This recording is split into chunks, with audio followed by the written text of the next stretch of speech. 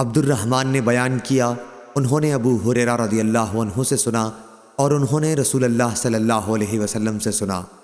آپ نے فرمایا کہ ایک عورت اپنے بچے کو دودھ پلا رہی تھی کہ ایک سوار نام نامعلوم ادھر سے گزرا۔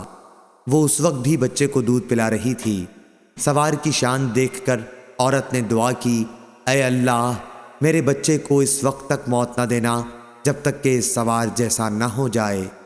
اسی وقت بقدرت الہی بچہ بول پڑا، اے اللہ مجھے اس جیسا نہ کرنا، اور پھر وہ دودھ پینے لگا۔ اس کے بعد ایک نامعلوم عورت کو ادھر سے لے جایا گیا۔ اسے لے جانے والے اسے گھسیٹ رہے تھے اور اس کا مذاق اڑا رہے تھے۔ ماں نے دعا کی، اے اللہ میرے بچے کو اس عورت جیسا نہ کرنا، لیکن بچے نے کہا کہ اے اللہ مجھے اسی جیسا بنا دینا۔ پھر تو ماں نے پوچھا، ارے یہ کیا معاملہ ہے؟ اس بچے نے بتایا کہ سوار تو کافر و ظالم تھا، اور عورت کے متعلق لوگ کہتے تھے کہ تو زنا کراتی ہے، تو وہ جواب دیتی، حسبی اللہ، اللہ میرے لیے کافی ہے، وہ میری پاک دامنی جانتا ہے۔ لوگ کہتے کہ تو چوری کرتی ہے، تو وہ جواب دیتی، حسبی اللہ، اللہ میرے لیے کافی ہے، اور وہ میری پاک دامنی جانتا ہے۔